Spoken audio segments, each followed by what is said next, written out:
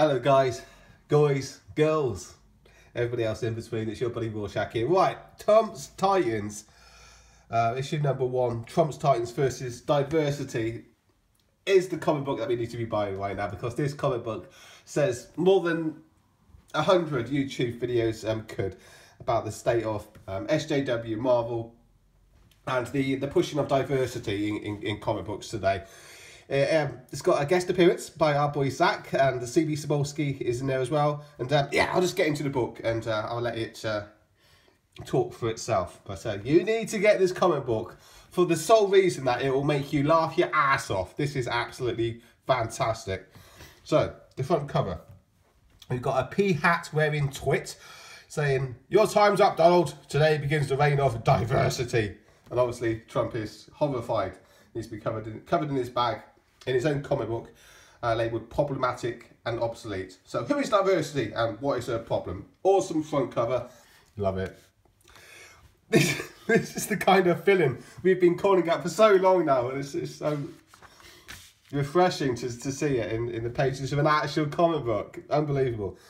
Right, we begin then with Donald Trump waking up saying he should have his own comic book. He's a real life superhero.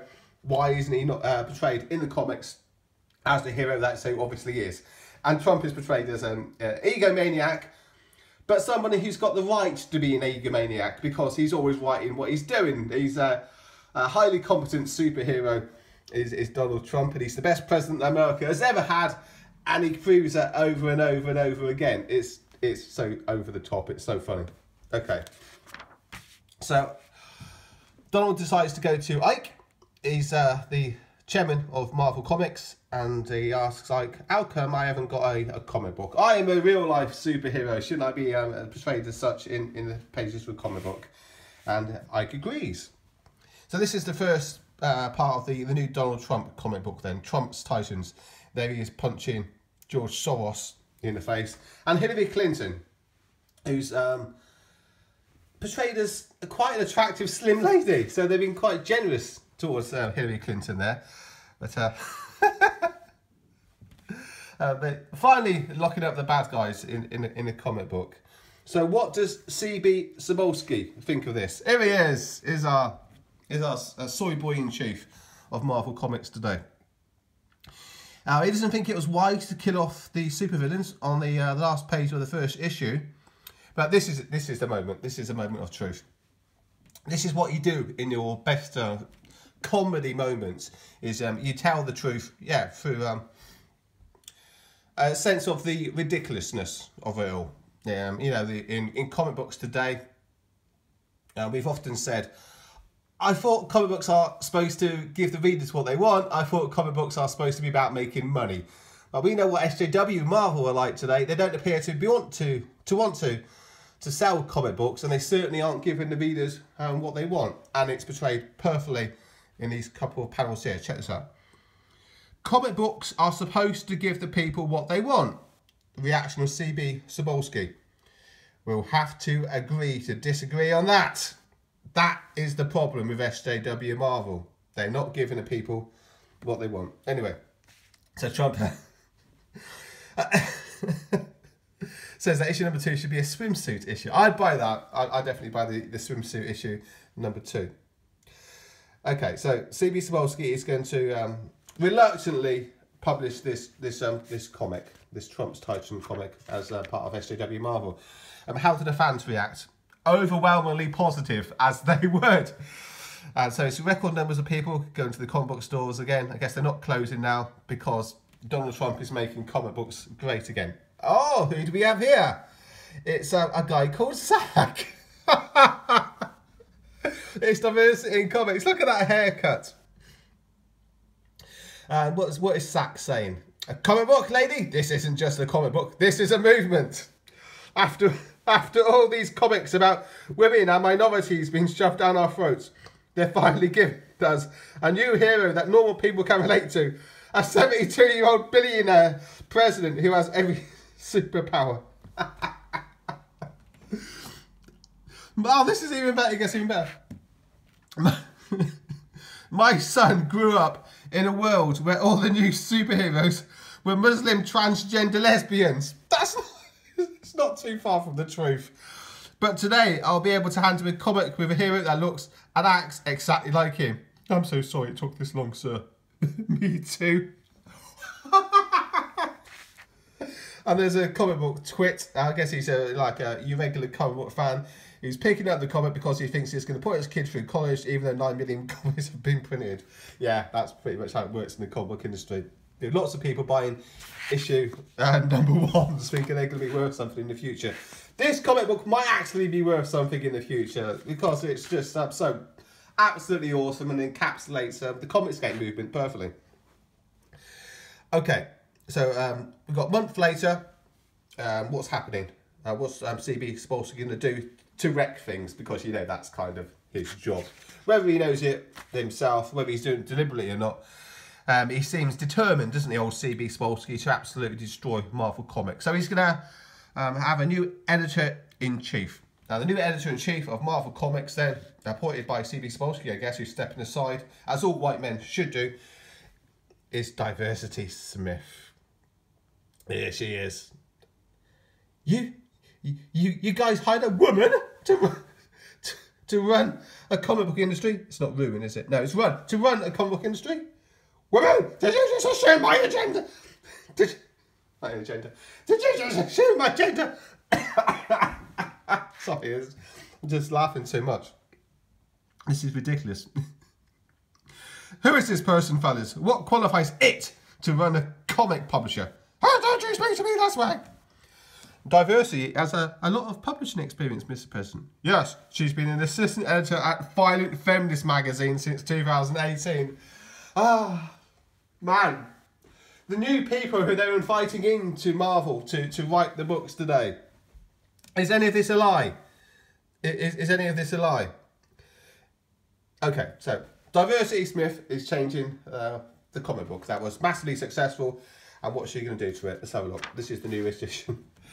This is the new edition then of Trump's Titans. And, oh dear, the president's accidentally cut off his wee-wee and flushed it down the toilet. So, yeah, the comic book's all about having a go at Donald Trump and basically emasculating him. So that's the new direction that Marvel are taking. So he can't be the president anymore. Who's going to take his role? This lady here. It's a teenage black girl. Her name is Wee Wee Williams, and she is the world's smartest genius who has no faults. Does this remind you of anyone? Yeah, obviously goes without saying, but I'll say it anyway. This is Riri Williams. This is the replacement for Iron Man. So what's what they're doing here is taking the piss out of what's going on in the Iron Man story with Bendis. It was Bendis who did all this nonsense, wasn't it? She's amazing, and we'll finally have a black female president. Tremendous. Women's going to be huge. I can't wait to advise her in hologram form. So the SJW version of Trump's Titans is going to be like, yeah, the Bendis version of Iron Man. With the main protagonist, Trump, being a hologram and Ruby taking over as the main protagonist of the story. Yeah. That's kind of my reaction to every comic book that I look at. At least every Marvel comic book that I look at. And increasingly the DC comics as well. So, my publisher has ruined my comic book. They made it all about social justice worrying. So, what can Rudy Giuliani do about it? Well, he can't do anything about it. The publisher has full creative control. And this is funny. Unbelievable. No president in history, and I say this with greatest surety, has been treated worse or more unfairly than me. Lincoln and Kennedy both had their heads blown off. But they were never replaced by a black girl. No! Now, the Trump is betrayed. That persecution complex that he's got going on.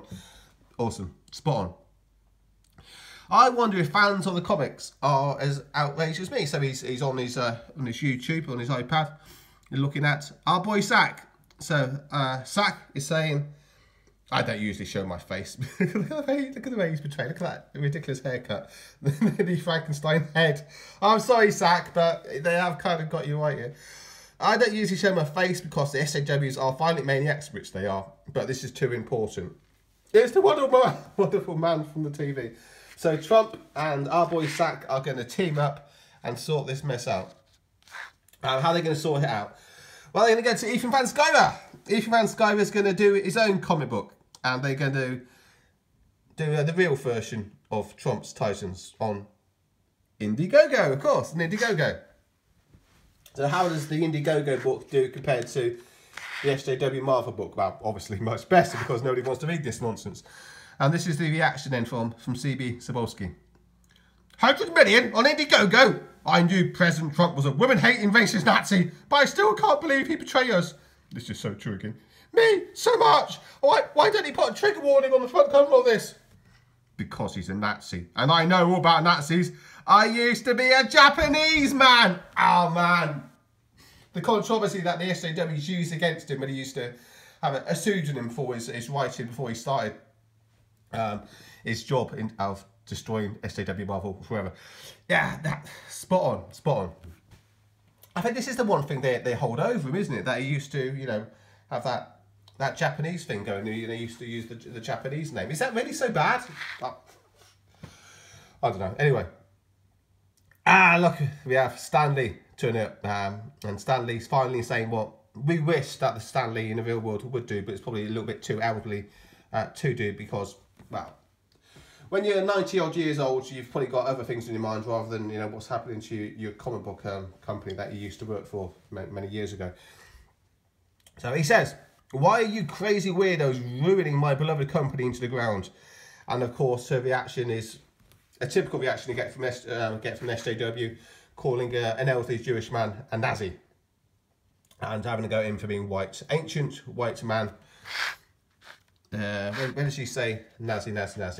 It's done. The past is dead. That's a reference from the Star Wars movie. There we go. It's perfectly justifiable to murder a white man who you suspect is a Nazi. Yeah, this is the Antifa thing. That all the old white guys are Nazis, particularly the Jewish ones, apparently. And he points it out. Nazi? This guy's Jewish. So was Roseanne! Everyone's a Nazi. Everyone who disagrees with me is a Nazi. It's ridiculous. So what he does to her is what we wish would happen to all the SJWs. Blip. Back in the past, she's going to get a bit of a history lesson, and she's going to see what a real witch hunt looks like. Maybe she'll learn something. So I guess this is the Salem witch trials, and there she is accusing him of being a Nazi, because everyone's a Nazi. And at the end of the book, as we close up, then we have Donald Trump and our boy Sack basically celebrating and having a jolly good time, and Trump gives him the award because he got that time travelling ability thing to go back in time to meet Eazy-E and a young Rob Liefeld. And there is our boy Sack with his Make America Great hat on. Make America Great Again hat. I don't think he actually wears that hat, does he? I certainly do. Anyway, there's Rob Liefeld, the man who was a big deal in the early 1990s. And it's kind of the time period, I guess, that Diversity in Comics probably likes the most when it comes to the comic book world, and what he's trying to perhaps create in his own books with the overly muscular characters that I can see are going to be coming from him. And a good old Eazy-E. Yeah, I love Eazy-E. So, that's the end of the book. With Trump and Diversity in Comics celebrating with Eazy-E and Rob Liefeld. Absolutely fantastic, absolutely awesome, goes without saying. This is the kind of comic book that is really going to resonate with the hashtag Comicsgate people, obviously. So get out there, buy the book, and send a message to the soft SJWs working in the comic book industry today, that we've got a sense of humour, that we can laugh at our heroes, we can laugh at them, and that's all we really want to do, is have a bit of a laugh, a bit of a giggle, and have some fun with comic books. Is that so bad, wanting to enjoy a comic book and have a bit of a laugh? I don't think so. The SJWs don't appear to have much of a sense of humour, but we certainly do. So Trump's Titans, versus Diversity, issue number 1, gets the Rorschach thumbs up. There we go, end the video there. Thanks for checking it out. Please like and subscribe to the channel if you'd be so kind. And I'll be back as always later. Cheers. See you guys.